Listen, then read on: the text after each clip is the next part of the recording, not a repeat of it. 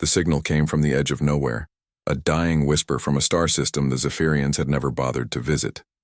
Deep Space Monitoring Station Keck 7 picked it up first, the automated systems flagging it as an alien transmission. The duty officer, a young Zephyrian named Telmos, almost deleted it without reading. After all, most signals from primitive worlds were just random noise or basic mathematics. But something made him pause. The signal was too clean, too organized. It carried the unmistakable structure of advanced communication, wrapped in layers, of data that spoke of a civilization that understood quantum mechanics and stellar engineering. Telmos forwarded it up the chain of command. Within hours, the transmission reached Admiral Kithvar aboard the flagship Dominant Will. The Admiral was a veteran of 12 campaigns, his blue-scaled hide marked with scars from battles across 3 sectors. He had seen civilizations rise and fall, had watched species destroy themselves with their own weapons or their own greed. When his communications officer handed him the decoded message, Kethvar expected another plea for trade or protection from some backwards world. What he got instead made his blood run cold. The transmission began with a simple message in multiple languages, each one translated perfectly by their universal communication matrix. This is Earth, third planet from the star Sol, grid reference 2847 Alpha 9. If anyone receives this message, know that we are gone. Our sun has died, and we did not escape in time. The Admiral leaned forward in his command chair. Earth. He had heard that name before, whispered in reports from scout ships that had passed through the outer rim. A small blue world with a single moon, inhabited by a species called humans. The reports had described them as short-lived creatures, barely reaching 100 years of age, with no natural weapons and fragile bodies that could not survive in most environments. Primitive. Harmless. Not worth the fuel to visit. The transmission continued, and Kethvar found himself listening to what sounded like the final testament of an entire species. The humans spoke of their culture, their art, their science. They shared mathematical proofs and star charts, poetry and music, the entire sum of their civilization compressed into a single broadcast. There was no desperation in the message, no begging for rescue, just a quiet dignity, a people facing extinction with their heads held high. They speak of colonies, said Vextala, the ship's chief science officer. She was smaller than most Zephyrians, her green scales dulled with age, but her mind was sharper than a plasma cutter, scattered across their local space. Perhaps some survived. Kethvar nodded absently, but his thoughts were elsewhere. The humans spoke of their colonies, yes, but they also spoke of their home, Earth, a world that, according to their message, was now nothing but cooling rock orbiting a dead star. A world that had once supported 4 billion humans, with cities that touched the clouds and oceans that covered 3/4 of the surface. A world rich in water, metals, and rare elements. World that now belonged to no one. Sir, Vextala said quietly, studying her scanner readings. There is something strange about this transmission. What do you mean? The quantum signature is unusual.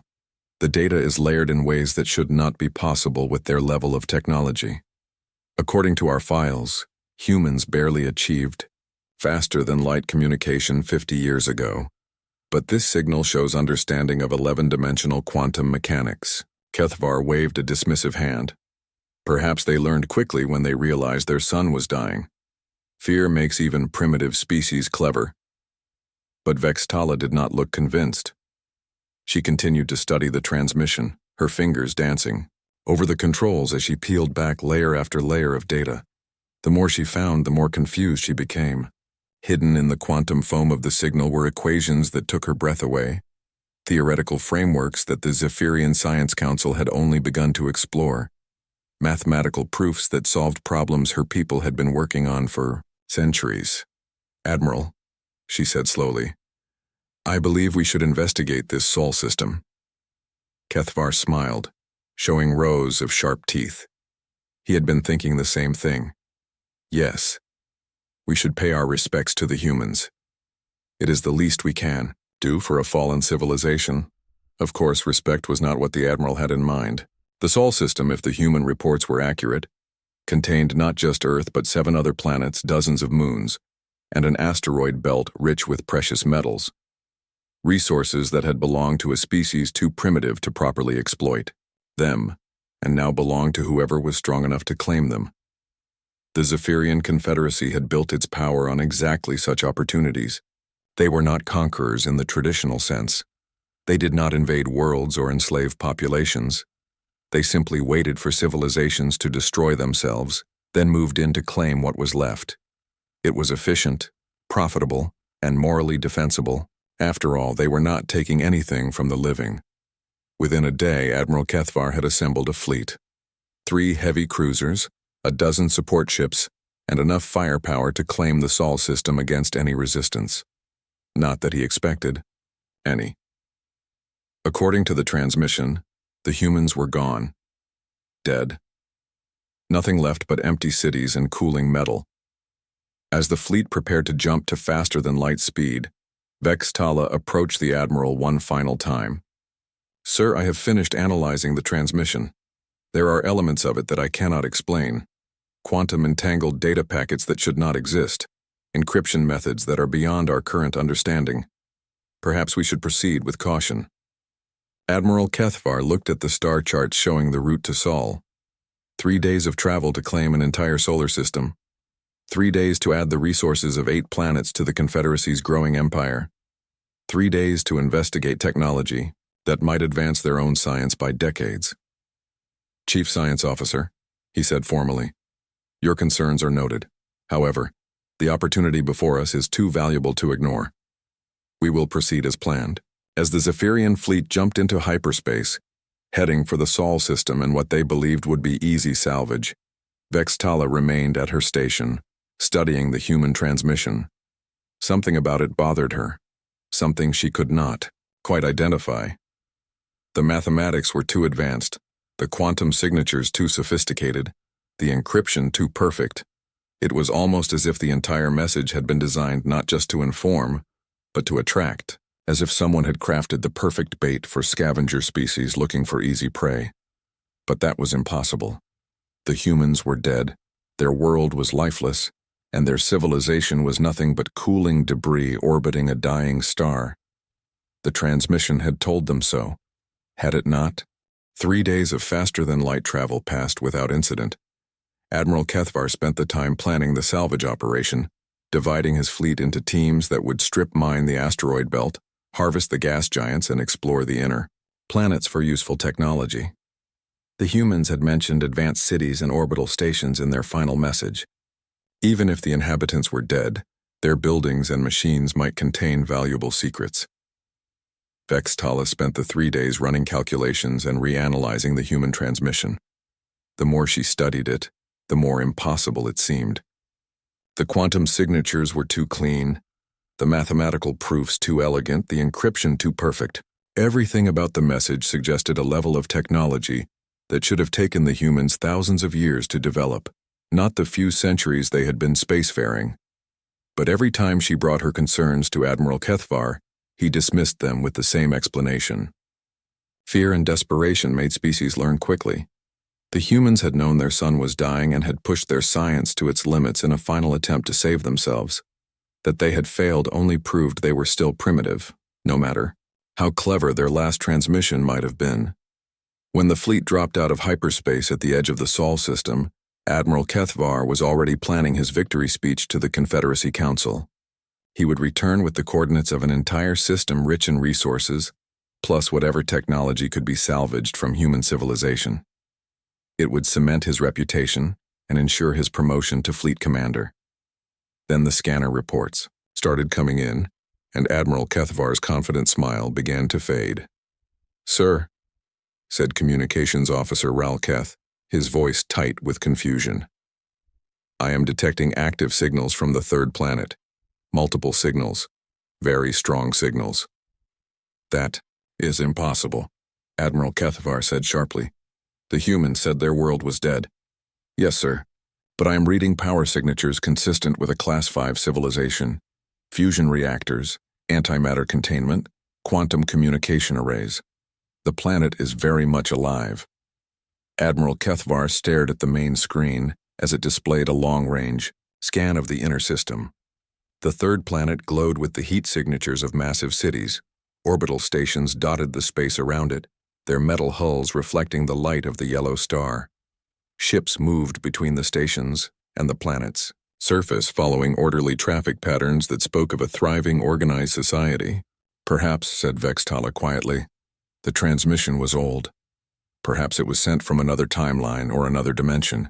The quantum signatures would support such a theory. But even as she spoke, Vextala knew that was not the answer. That why? Transmission had been too recent, too perfectly crafted. Someone had wanted the Zephyrians to receive it. Someone had wanted them to come to Sol System thinking they would find an empty world ready for harvesting. Someone had been expecting them. Admiral, called out Tactical Officer Zenmar from his station. We are being scanned. Multiple sources. Very sophisticated sensors. Return the scan, Admiral Kethvar ordered. Let them know we are here. Sir, I have been trying. Their sensor locks are too advanced. They are scanning us, but I cannot penetrate their defensive networks to scan them back. Admiral Kethvar felt the first cold touch of fear. A species that could prevent return scans was a species with technology superior to his own. All ships, defensive positions, raise shields and power weapons, but do not target anything unless I give the order. The Zephyrian fleet spread into battle formation, 3 heavy cruisers in the center with support ships forming a protective screen around them. Their shields shimmered to life, and their plasma cannons began charging. If the humans wanted a fight, they would get one. Then the communication came in. Zephyrian vessels, this is Admiral Sarah Chen of the Terran Defense Force. Welcome to Sol System. We have been expecting you. The voice was calm, professional, and spoke perfect Zephyrian, not the broken, machine-translated Zephyrian that most alien species used, but flawless pronunciation and grammar that suggested years of study.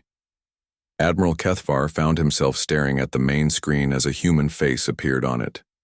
The human was smaller than he had expected, with pale skin and brown hair cut short in a military style. Her eyes were blue, an unusual color that seemed to look right through him. She wore a uniform that was simple but well made, with rank insignia that clearly marked her as a senior officer. Admiral Chen, Admiral Kethvar said carefully. We received a transmission from your people. It indicated that your world had been destroyed. Admiral Chen smiled, and Admiral Kethvar realized it was not a pleasant expression. Yes, we have been sending that transmission for some time now. We wanted to see who would respond to it and how they would respond. You failed the test. Do not understand. Your fleet composition suggests military salvage operations. Your approach vector indicates you were planning to strip mine our system. Your communication patterns show you made no attempt to verify if survivors needed assistance before planning your resource extraction. Admiral Chen's smile grew colder. You came here to rob the dead, Admiral Kethvar. That tells us everything. We need to know about your species. Admiral Kethvar felt his throat tighten. How do you know my name? We know a great deal about you, Admiral. We know about your 12 campaigns of conquest. We know about the 17 species your Confederacy has absorbed through salvage operations. We know about your promotion prospects and your plans for this system. Admiral Chen leaned forward slightly. What you do not know is that you walked into a trap. The tactical display exploded with new contacts. Ships decloaked around the Zephyrian fleet, appearing from empty space like ghosts becoming solid.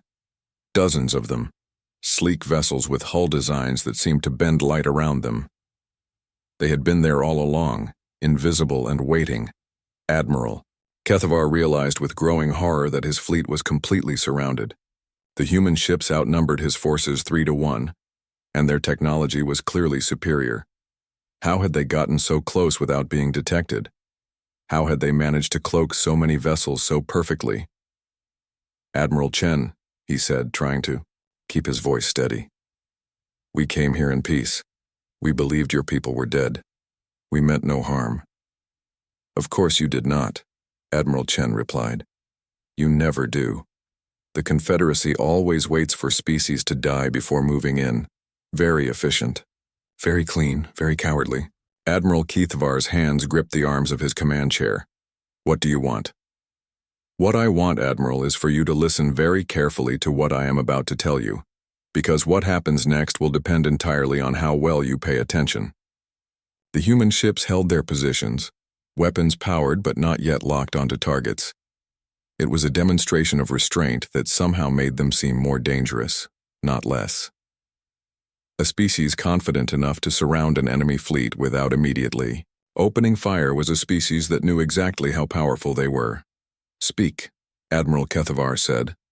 Admiral Chen's smile never wavered. "Humanity extends an invitation to the Zephyrian Confederacy. You may join our growing alliance as junior partners, with appropriate restrictions and oversight, or you may return to your territory with the knowledge that we will be watching everything you do from now on. Choose wisely, Admiral. This is the only offer you will receive."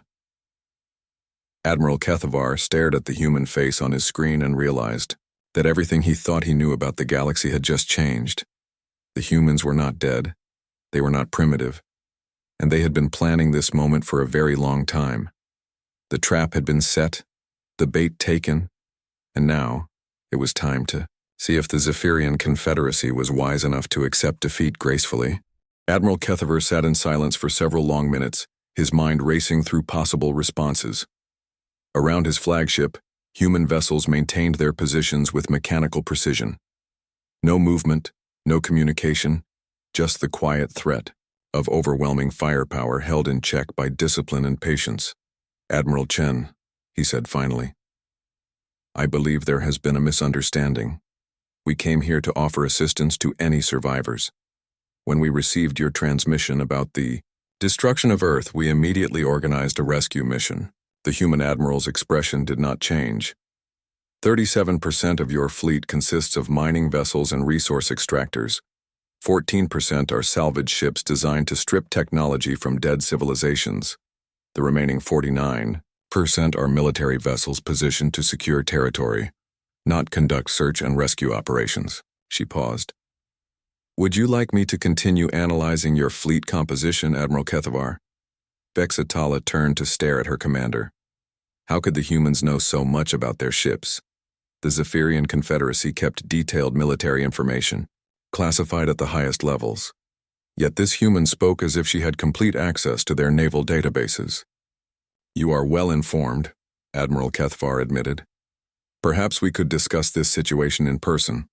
I would be honored to meet with you aboard your flagship." "I think not," Admiral Chen replied. "However, I am willing to come aboard your vessel with a small diplomatic team, unless, of course, you object to having humans on your ship." Admiral Kethavar realized he was being tested again. Refusing the meeting would mark him as hostile. Accepting it would put humans aboard his flagship where they could gather intelligence about Zephyrian technology. But given his current position, surrounded and outgunned, he had little choice. "You are welcome aboard the Dominant Will," he said. 30 minutes later, Admiral Kethavar stood in his main docking bay watching a small human shuttle land with impossible smoothness. The craft made no sound, produced no visible exhaust, and settled onto his deck as gently as a falling leaf. Whatever propulsion system it used was unlike anything in the Zephyrian database. Admiral Chen emerged from the shuttle followed by two other humans. One was a woman with dark skin and silver hair who carried herself like a scientist. The other was a tall man with pale skin and calm eyes who moved like a soldier. All three wore simple uniforms that seemed to be made from some kind of adaptive material that shifted color slightly as they walked. "Admiral Kethavar," Admiral Chen said, extending her hand in the human gesture of greeting. "Thank you for agreeing to this meeting." Admiral Kethavar studied the small human hand for a moment before reaching out with his own scaled appendage. The human grip was firm, but not aggressive, confident but not challenging. "Admiral Chen, I must admit this is not how I expected this mission to proceed." "I imagine not." Admiral Chen gestured to her companions. "This is Dr. Elizabeth Reyes, our chief xenopsychologist, and Captain Marcus Torres, our diplomatic security specialist." Dr. Reyes stepped forward with what appeared to be a datapad in her hands. "Admiral Kethavar, we have been studying the Zephyrian Confederacy for approximately 8 years. We know about your expansion methods, your resource acquisition strategies, and your cultural belief that might makes right in galactic affairs. Admiral Kethvar felt his scales bristle. How is such knowledge possible? Our territory is far from this system. Distance is less important than you might think, Captain Torres said quietly. Especially when you have been monitoring galactic communications for as long as we have. Admiral Chen motioned toward a conference room. Perhaps we should sit down. What I am about to tell you will require some explanation. In the conference room, Admiral Kethvar found himself sitting across from three humans who seemed completely at ease despite being aboard an alien warship surrounded by armed guards. Dr. Reyes activated her datapad, and a holographic display appeared above the table. 2 years ago, Dr. Reyes began, humanity began broadcasting our false distress signal to selected regions of the galaxy. The message was carefully crafted to appeal to specific types of civilizations. Species focused on exploration and discovery would notice the scientific data and want to study it. Species focused on trade would see the cultural information and want to establish contact.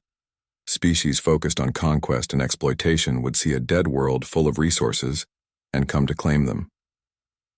The holographic display showed a star map with various colored markers. 17 different civilizations have responded to our transmission. 3 offered genuine assistance and are now our allies. 6 attempted to establish trade relationships and are being evaluated for future partnerships. 8 came here with salvage fleets expecting to strip mine our system. Admiral Kethvar stared at the display.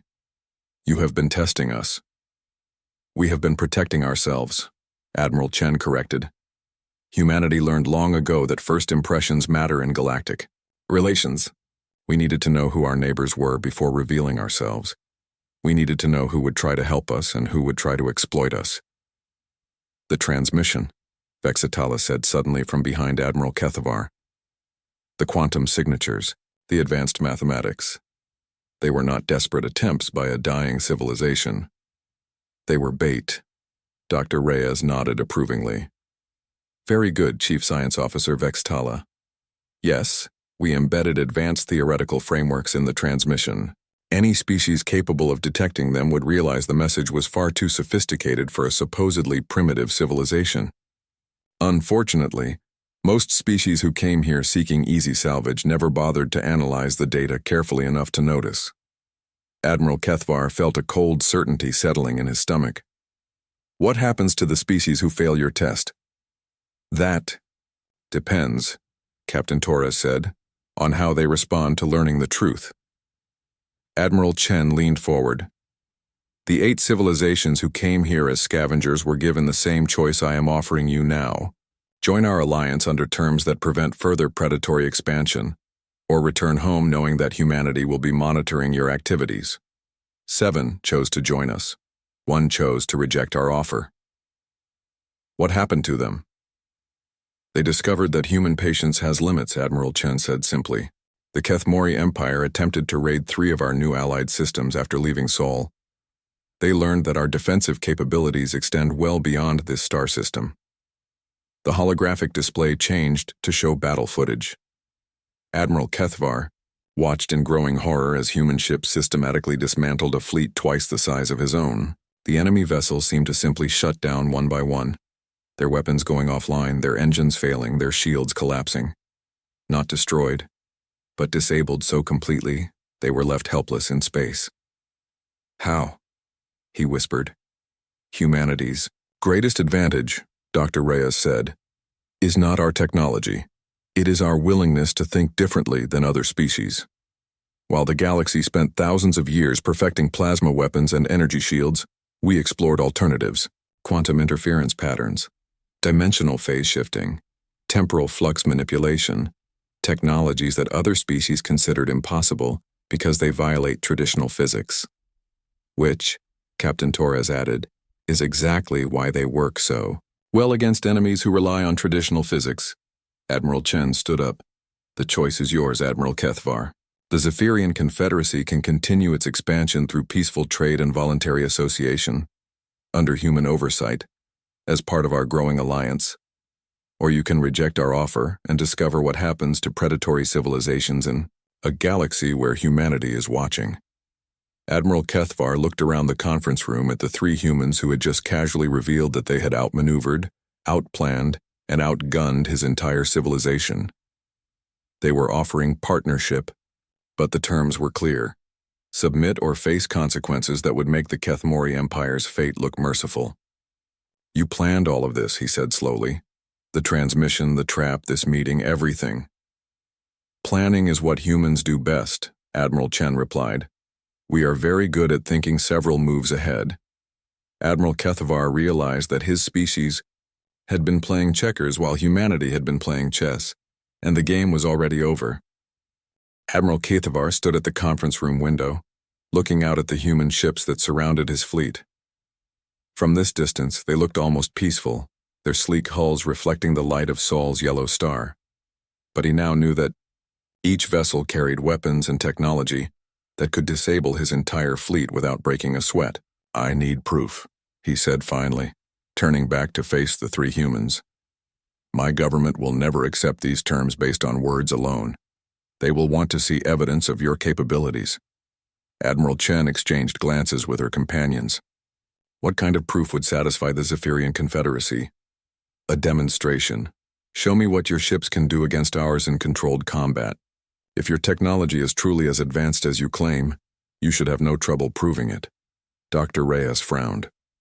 Admiral, we prefer not to engage in unnecessary violence. Too many species equate destruction with strength, and that is not the message we want to send. Then do not destroy anything, Admiral Kethvar said. Disable one of my ships. Show me these impossible technologies you spoke of. Give me something concrete to report to my superiors. Captain Torres leaned back in his chair. You realize that, once we demonstrate our capabilities, there will be no question about the power balance between our civilizations. No room for doubt about who holds the advantage in this relationship. I understand. But without proof, my people will assume this is all bluffing. They will order me to attack your ships and test your defenses. Many will die on both sides, and the outcome will be the same. Better to settle this now with a controlled demonstration. Admiral Chen was quiet for a long moment, considering. Then she activated her communication device. Admiral Chen to Captain Williams aboard the Prometheus. Please prepare for a tactical demonstration. Target the Zephyrian heavy cruiser, Relentless Fury. Disable all major systems but keep life support intact. A voice responded immediately. Acknowledged, Admiral. Prometheus is ready to demonstrate quantum interference protocols. Admiral Kethvar felt his blood chill. The Relentless Fury was his newest ship, equipped with the most advanced shields and weapons the Confederacy could build. If the humans could disable it easily, then no Zephyrian vessel would be safe. Perhaps we should return to the bridge, Admiral Chen suggested, so you can observe the demonstration properly. On the bridge of the dominant will, Admiral Kethvar watched his tactical displays with growing unease. The human ship designated Prometheus had moved closer to the Relentless Fury, but showed no signs of powering weapons. No energy spikes, no targeting systems active, no aggressive maneuvers. It simply hung in space like a sleeping predator. Admiral, called Communications Officer Ralketh. Captain Morvek on the Relentless Fury requests permission to raise shields and prepare defensive systems. Granted, Admiral Kethvar replied. Tell him this is a controlled exercise. He is to defend his ship but not fire unless fired upon. On the tactical display, the Relentless Fury's shields flared to life, surrounding the massive cruiser in a blue glow of protective energy. Point defense systems came online, plasma cannons rotated to track the human vessel, and antimatter torpedoes loaded into launch tubes. The ship was as ready for battle as any vessel in the Zephyrian fleet could be. Admiral Chen stood beside Admiral Kethvar, watching the displays with calm interest. Captain Torres, would you explain what is about to happen? Captain Torres nodded. The Prometheus will use quantum interference patterns to disrupt the molecular bonds holding your ship's systems together. Not enough to cause structural damage, but sufficient to disable electronics, power systems, and weapons. The effect is temporary and completely reversible. That is impossible, Vextala said from her science station. Quantum interference on that scale would require energy output greater than a small star, Traditional quantum interference, yes, Dr. Reyes agreed. But we do not use traditional methods. We use folded spacetime to amplify the effect. Think of it as using the universe's own energy against itself. Admiral Kethvar stared at the human scientist. You manipulate spacetime? Among other things. Captain Williams, you may begin when ready. The human ship, Prometheus, still showed no visible signs of activity. No weapons fire, no energy beams, no missiles launched. For several seconds, nothing appeared to happen. Then the tactical display began flashing warning symbols. Admiral, Tactical Officer Zenmar called out, his voice rising with panic. The Relentless Fury is reporting system failures across all decks. Shields are fluctuating. Weapons are powering down. Main engines are offline. How is that possible? The Prometheus has not fired a single shot. Unknown, sir. Captain Morvek reports that his instruments are reading normal, but nothing is responding to commands. It is as if the ship's electronics have simply forgotten how to work. Admiral Kethvar watched in horror as his most powerful warship became completely helpless in a matter of seconds. The shields flickered and died. The weapons went dark. The engines shut down. Even the running lights dimmed as backup power systems struggled to maintain basic life support. And through it all, the human ship Prometheus remained motionless, showing no signs that it had done anything at all. How? Admiral Kethvar whispered. Quantum field manipulation. Captain Torres explained casually. We generate a localized field that convinces matter to behave differently. Metal forgets how to conduct electricity. Computer chips forget how to process information. Fusion reactors forget how to contain plasma. The effect is completely reversible once we shut down the field. As if to prove his point, the Relentless Fury suddenly came back to life. Shields snapped on, weapons powered up, engines roared to full output. In seconds, the mighty warship was completely operational again as if nothing had happened. The field can be focused on specific systems, Dr. Reyes added. We could disable only weapons while leaving life support intact, or only engines while leaving communications active. We have very precise control. Admiral Kethvar felt his legs go weak. A weapon that could disable any ship without firing a shot, without causing permanent damage, without even being detected until it was too late. Against such technology, his entire fleet was nothing more than expensive scrap metal waiting to be switched off. There are other capabilities, Admiral Chen said quietly. Would you like to see our defensive systems as well? No, Admiral Kethvar said quickly. I have seen enough. But Admiral Chen was not finished. Captain Williams, please demonstrate phase shifting. The human ship Prometheus began to fade from view.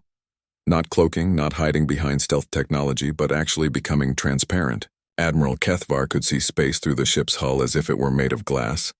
Then it vanished completely from both visual observation and sensor readings. The ship now exists partially in an alternate dimensional space, Dr. Reyes explained. It can observe and move freely, but physical attacks pass right through it. Energy weapons, missiles, even ramming attacks are completely ineffective. The Prometheus reappeared as suddenly as it had vanished, solid and real once more. These technologies, Admiral Chen said, represent only a small fraction of humanity's defensive capabilities. We have weapons that can stop time around enemy, ships, shields that redirect attacks into parallel universes, and engines that can move faster than light without entering hyperspace. Admiral Kethvar looked around his bridge at his crew. Every face showed the same expression of stunned disbelief. They were military officers, trained to evaluate threats and calculate odds, and every one of them understood that they were completely, utterly outmatched. The demonstration is complete, Admiral Chen announced. Do you require any additional proof of humanity's technological superiority? Admiral Kethvar shook his head, slowly. No. I believe I have seen enough to convince my government that cooperation is in our best interests. Excellent. Then let us discuss the terms of Zephyrian membership in the Human Alliance. The terms were not what Admiral Kethvar had expected. He sat in the conference room aboard his flagship, reading through the document that Dr. Reyes had given him. Around the table, His senior officers studied their own copies with expressions ranging from shock to disbelief. "These conditions are quite reasonable," Vextala said quietly. "More reasonable than I would have expected from a species with such overwhelming technological advantages." Admiral Kethavar nodded slowly. The humans were not demanding surrender or tribute. They wanted the Zephyrian Confederacy to stop its expansion through salvage operations and forced absorption of weaker species. They wanted open borders for trade and cultural exchange. They wanted joint scientific research programs and shared exploration missions. Most surprisingly, they wanted the Zephyrians to help establish similar agreements with other spacefaring civilizations. "You are offering partnership," Admiral Kethavar said to Admiral Chen. "Not conquest." "Conquest is wasteful," Admiral Chen replied. "It destroys resources, creates enemies, and requires constant military presence to maintain control. Partnership builds stronger alliances and creates willing allies instead of resentful subjects." Captain Torres leaned forward. "Humanity learned long ago that diversity makes civilizations stronger. We want the galaxy to be full of different species working together, not a single empire ruling over everyone else." "But you will be watching us," Admiral Kethavar said, "monitoring our activities, ensuring we follow these new rules." "Yes," Dr. Reyes admitted. "Trust must be earned over time. The Zephyrian Confederacy has a long history of aggressive expansion. We will need to see genuine change before we can offer complete autonomy." Admiral Kethavar understood. The humans were being generous, but they were not being naive. They would give the Confederacy a chance to prove itself, but they would also make sure that chance was not abused. "What happens if we refuse?" he asked. Admiral Chen's expression did not change. "Then you return to your territory with the knowledge that humanity exists and is watching. If the Confederacy continues its old patterns of expansion and exploitation, we will intervene. The choice of how forcefully we intervene will depend on how aggressively you act. And if we accept, then the Zephyrian Confederacy becomes the 9th member of the Human Alliance.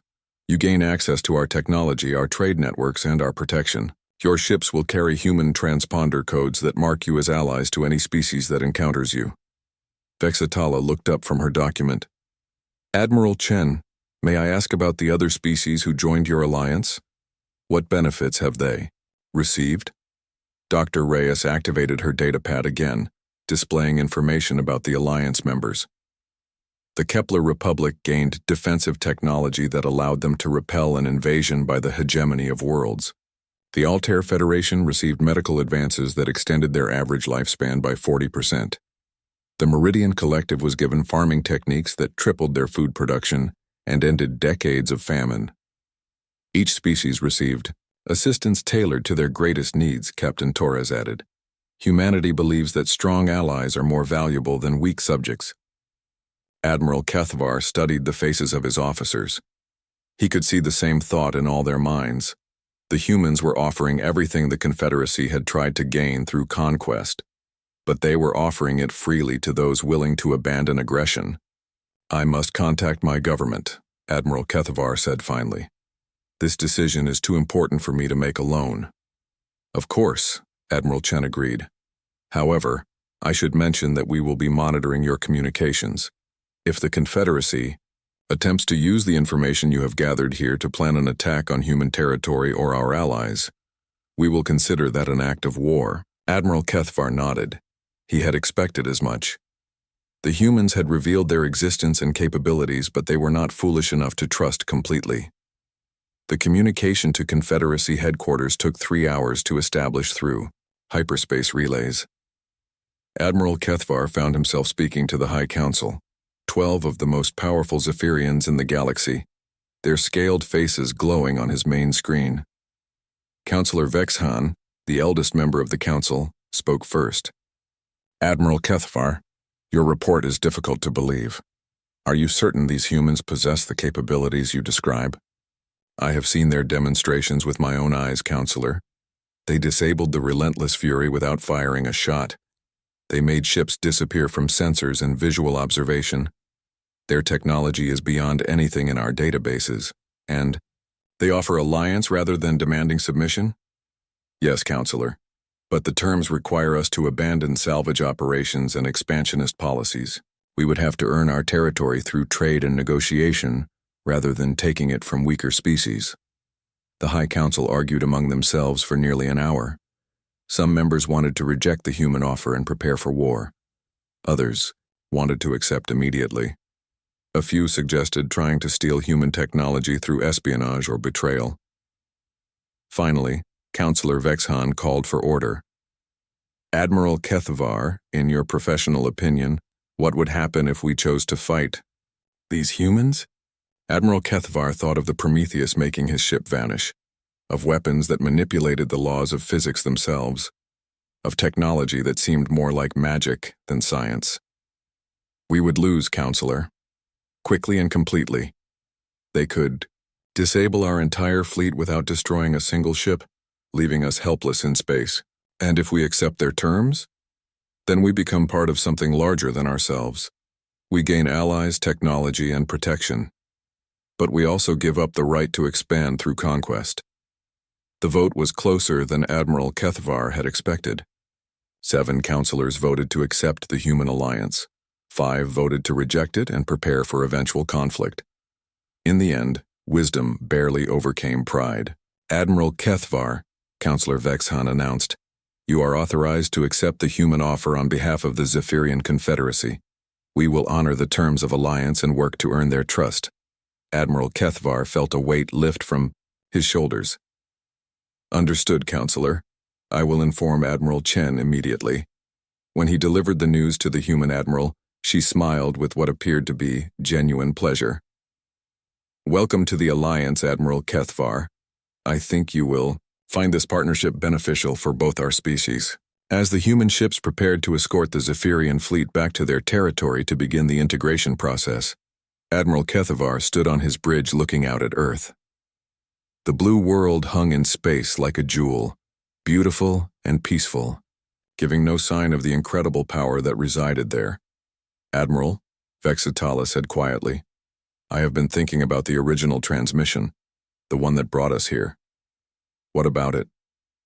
There was something hidden in the quantum encryption that I never mentioned before. A message visible only to species advanced enough to decode 11-dimensional mathematics. Admiral Kethavar turned to look at his science officer. What did it say? It said, if you are reading this, you are either wise enough to help or foolish enough to threaten us. Choose carefully. Vextala paused. We chose poorly the first time, Admiral, but perhaps we have chosen better now. Admiral Kethavar nodded, watching as Earth's orbital stations came into view. The humans had been testing the galaxy's civilizations from the very beginning, sorting the helpers from the threats, the wise from the foolish. And now, through a combination of superior technology and careful psychology, they had positioned themselves as the guardians of galactic civilization. It was, he had to admit, a masterful strategy. The humans had convinced their enemies to become their allies, turned potential threats into willing partners, and established themselves as the dominant power in the galaxy without firing a shot in anger. As Admiral Chen had said, humanity was very good at thinking several moves ahead. The galaxy would never be the same again.